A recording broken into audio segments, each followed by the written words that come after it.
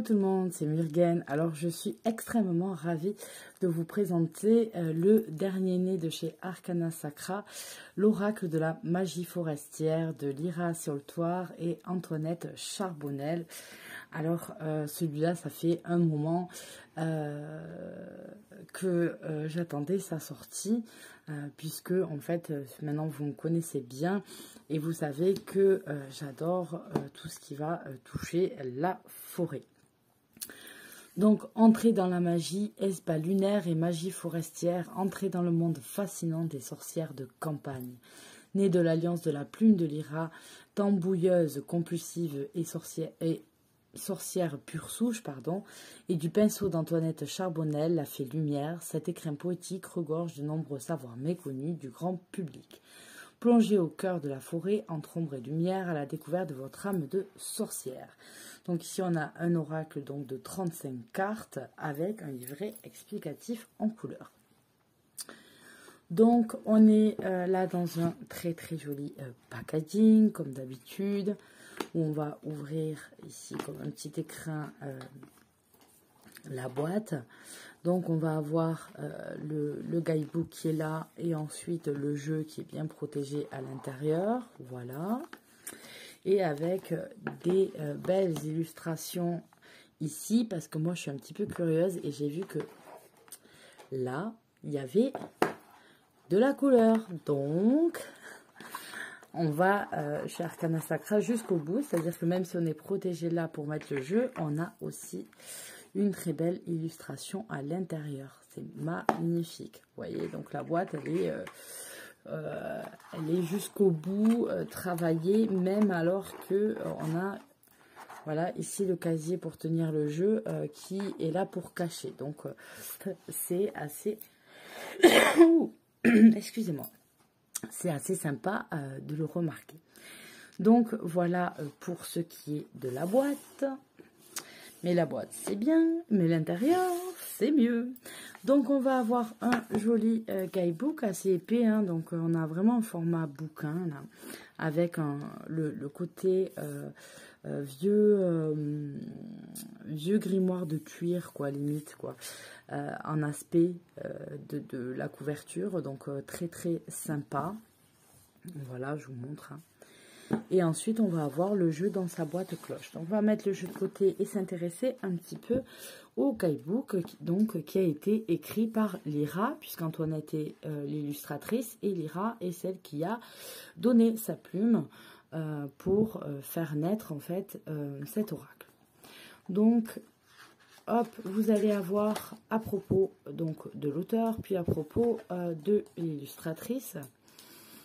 Et j'avais pas vu, et là c'est plutôt sympa, auteur d'un grimoire de magie forestière apparaître en 2021 aux éditions Danae. Et ça, pour tous ceux qui aiment bien les trucs en forêt et qui sont plutôt sorcières vertes de campagne, c'est génial. Donc ensuite, vous avez le sommaire du bouquin avec une introduction. On nous parle des champignons, les règles de la cueillette, les simples. Donc les simples, je rappelle que c'est les plantes en fait qui vont être utilisées notamment, pas forcément comme magie, hein, mais aussi en médecine. Les pleines lunes, comment utiliser l'oracle et les propositions de tirage. Et ensuite, vous allez avoir à chaque fois les pleines lunes qu'on rencontre dans la saison. Donc on va commencer par la saison de l'automne. Et on va suivre les saisons comme ça, puisqu'on est dans un oracle de magie forestière et que forcément on doit suivre les rythmes de la nature et chaque chose arrive en son temps. L'hiver, où vous voyez qu'on a moins de cartes en hiver, le printemps et l'été.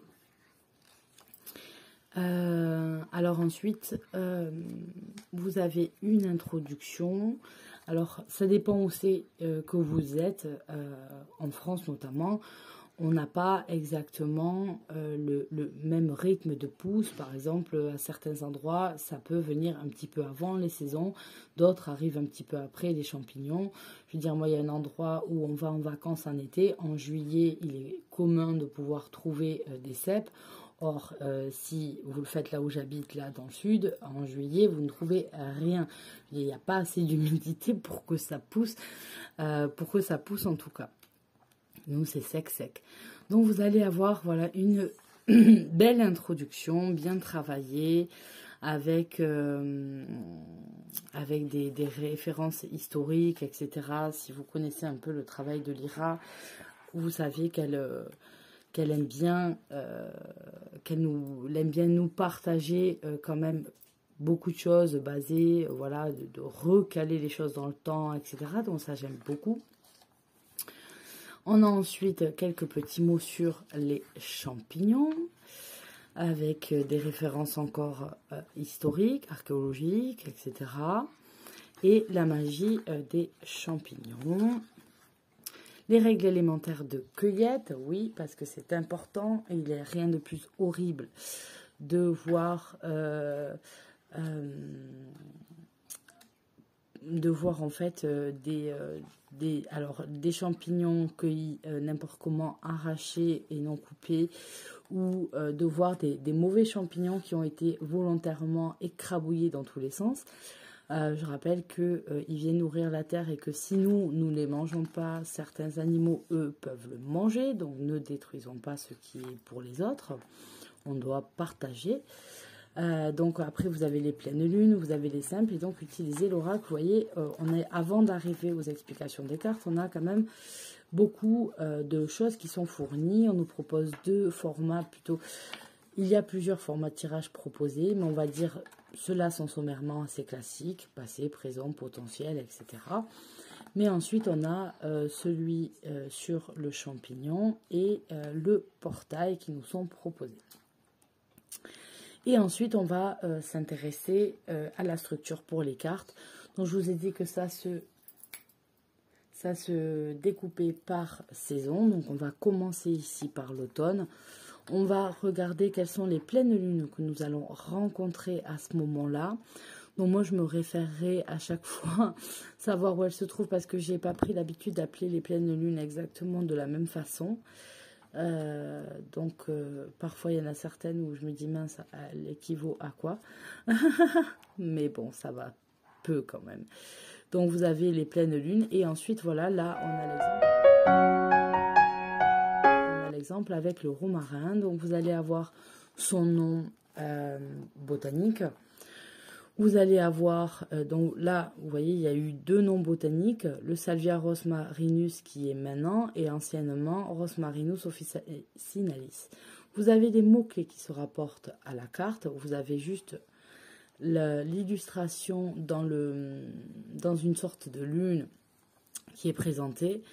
Et là, vous allez avoir quelques petits mots sur cette plante. Et ensuite, le message, en fait, de la carte. Donc, vous avez toujours ce qui est sympa. Ici, par exemple, le romarin. Glissé dans l'oreiller, il promet un bon sommeil sans cauchemar. Alors que si vous le lit, il protège du mal en général. On l'utilise aussi séché pour rembourrer les poupées d'Agide, en particulier pour les rituels d'amour et de guérison. Donc, vous avez des petites astuces magiques dedans, etc. Donc, c'est un vrai petit plaisir d'avoir ce guidebook-là.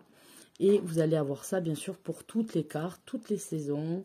Voilà, en hiver, on a représentation ici. Et les symboliques des lunes. Donc, voilà, pour tout le guidebook. Vous avez la bibliographie sur laquelle elle a travaillé pour pouvoir faire ce guidebook. Alors, ce qui est sympa, c'est que vous avez la possibilité, du coup, peut-être ça vous donne envie d'approfondir votre lecture. Donc ça, c'est sympa. Puisque, du coup, étant fait par des Françaises, on a quand même pas mal, même j'ai pratiquement tous, excusez-moi, je cherche mes mots. Hein, voilà. Vous avez pratiquement toutes les références, elles sont en français, donc ça c'est plutôt sympa. Et vous avez les remerciements en fait de Lyra à la fin. Donc voilà pour ce guidebook. Et maintenant on va s'intéresser aux cartes. donc les cartes. On a une petite boîte cloche comme ça. Pardon si je vous montre pas. La magie commence au fond de la boîte qui est bien représentée. Et là, vous avez en fait les illustrations qu'on retrouve un peu. Au fond de la boîte, vous avez aussi la pleine lune. Donc voilà pour la boîte. Et ensuite, voilà les cartes. Donc on va s'intéresser au dos. On a une très très bonne qualité de carte, encore une fois, avec une taille impeccable, parce que moi j'aime pas quand c'est trop grand. Parfois j'ai trop de mal avec mes mains. Et on a un dos qui est très très joli. Directement, en fait, on voyage déjà, on est en forêt quand on a les cartes en main. Et hop, on va regarder par les saisons. Donc on commence par l'automne, où on a la pleine lune des moissons. Pleine lune de la chute des feuilles, donc là on est en octobre. Et pleine lune du deuil en novembre. Donc ensuite le romarin, celui dont on regardait. Donc vous avez le nom dans un cartouche et vous avez un mot-clé. Par exemple, voilà, les souvenirs. Le lacquer améthyste, la lacquer améthyste, je ne sais pas. Pour l'intuition, voilà, se rapprochant à la spiritualité avec sa couleur et donc du coup le violet, voilà. La manite des Césars pour le pouvoir. Là, les piottes élevées, qui en fait, j'apprends les mots parce que on les appelle pas forcément comme ça chez nous. Et donc du coup,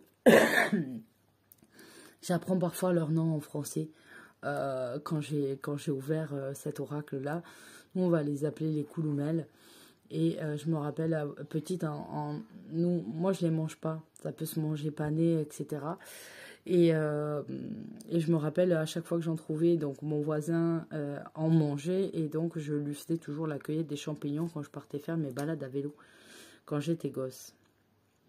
Dans le russule, la manite panthère, la manite phalloïde. Alors ça fait partie des seuls champignons qui, selon là où je les rencontre, puisque parfois ces petites coquines poussent n'importe où, au bord des routes ou au bord d'un parc d'enfants, c'est les seuls, ça fait partie du petit groupe de champignons que je détruis quand je le trouve pour éviter d'avoir tout risque avec les enfants par exemple. La manite tue-mouche, donc qui est magnifique, elle est très très belle, c'est un champignon très beau que j'étais ravie de trouver une fois quand j'étais gosse où il y en avait partout. Elle est vraiment très très sympa. Elle est belle, voilà. Elle se consomme pas, normalement vous n'en mourrez pas. Mais elle va vous rendre un petit peu malade, quoi. Les trompettes de la mort, qui est un des champignons extrêmement bon, qui va notamment donner vraiment un goût particulier aux sauces, etc. Et il m'est arrivé, quand j'étais plus jeune, de trouver des parterres entiers et donc d'en avoir rempli extrêmement beaucoup à faire sécher. On en a eu pendant des années. Voilà, j'étais tombée sur un endroit, une pépite au moment où voilà, c'était la bonne saison. Et actuellement, on en trouve beaucoup moins vers chez nous depuis quelques années. Mais ça reviendra, voilà, c'est par cycle. Hein, il faut attendre que la terre soit propice. On passe ensuite à l'hiver avec la pleine lune froide, donc de décembre. La pleine lune des neiges de janvier, voilà que moi j'ai tendance à appeler la pleine lune du loup. Et la pleine lune des tempêtes au mois de février. Donc là on va retrouver le thym. Donc le thym actuellement nous on est au mois d'avril et il est en fleurs partout. Non, on est au mois de mai maintenant. Ouais, bon, avril-mai, il est en fleurs partout, c'est le moment de la cueillette et je ne sais pas pourquoi, le sud a dû déménager en Bretagne et on ne s'en était pas aperçu parce qu'il pleut non-stop. Donc du coup, ben, ma cueillette est à chaque fois repoussée d'un week-end à l'autre et ça commence à m'énerver. Donc voilà, je n'ai pas encore fait ma cueillette annuelle et je boude. Le pied bleu, les pieds de mouton.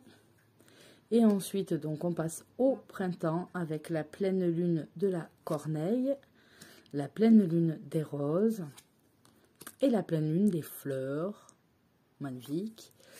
Et donc là, on va aller voir de la menthe, le coprin chevelu, la majestueuse morille. Donc, pour l'anecdote, par exemple, cette année, des morilles il n'y en a pas eu. Ou pratiquement très peu. Mais l'année dernière, où le confinement était extrêmement strict, les morilles étaient à foison et se ramassaient par énormes tapis, en fait. Donc, ceux qui habitent vraiment perdus dans la montagne avaient pu aller aux champignons et j'ai eu la chance où on m'en a offert beaucoup et elles étaient gigantesques puisque séchées, il y en avait une qui faisait plus de 20 cm, quoi. Ensuite, on passe à l'été avec juin, la pleine lune des fraises, la pleine lune des prés en juillet et la pleine lune des herbes en août. Et donc, on va avoir le basilic, on va avoir la girole, qui est un des champignons préférés de ma fille, le cortinaire violet, la veste de loup. C'est rigolo, c'est ce qu'on fait comme ça, là. Le bolet de Satan, voilà, qui ressemble au cèpe, etc. Le cèpe de Bordeaux, le persil pour le renouveau et le polypore marginé qu'on a sur les arbres. Alors oui, il y a, je sais pas s'il s'appelle le bolet de Satan, parce que vous voyez, comme je vous dis, j'ai pas forcément les mêmes noms en fait qu'on m'a appris à chercher.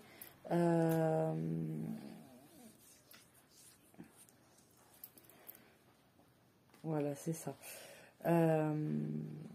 Ici, parfois, il se confond à s'y méprendre avec un bon cèpe, en fait.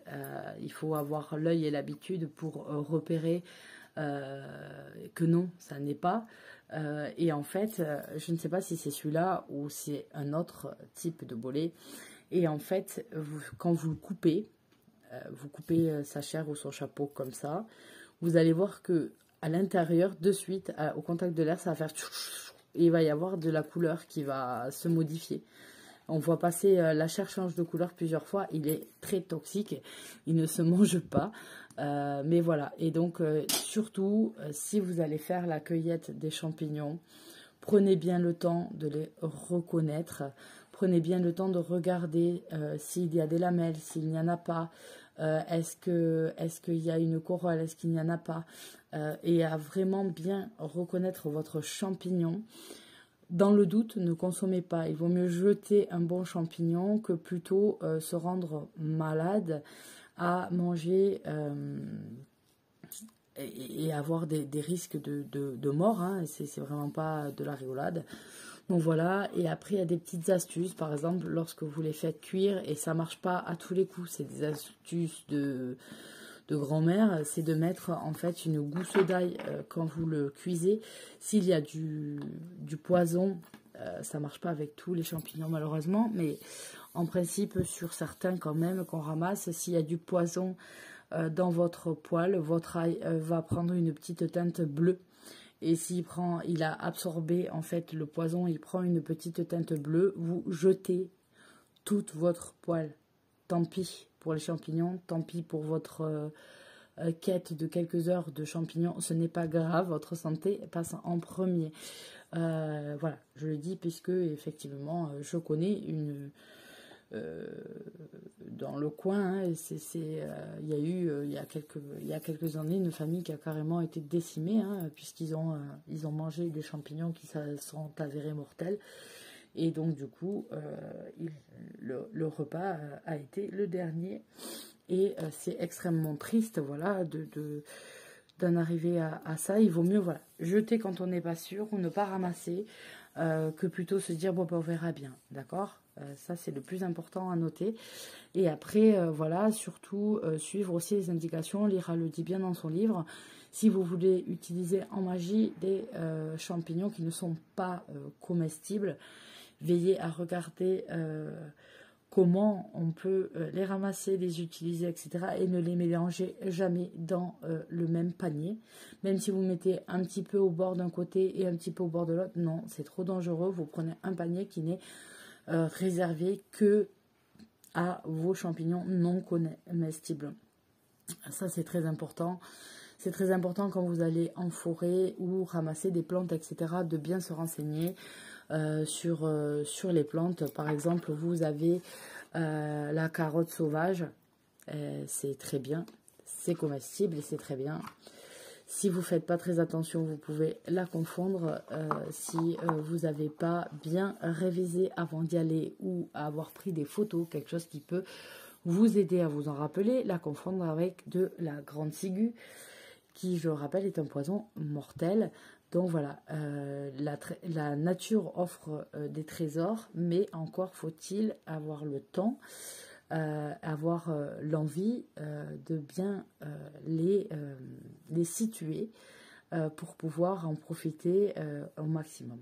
Donc voilà, j'ai été ravie de vous montrer cet oracle parce que voilà, moi, la magie en forêt, elle est présente tout le temps. J'apprends à mes filles dès petites, puisqu'on m'a appris, moi, quand j'étais petite, à reconnaître des plantes, à reconnaître des arbres, à savoir où on est, savoir se repérer, comment, etc. Ne pas se sentir perdu, où c'est qu'on va remarquer certaines choses. Donc, du coup, je suis ravie de petit à petit leur apprendre ce genre de choses et leur apprendre par là le rythme des saisons, de comprendre le temps qu'on a, pourquoi c'est là cette année, l'année dernière ça y était pas.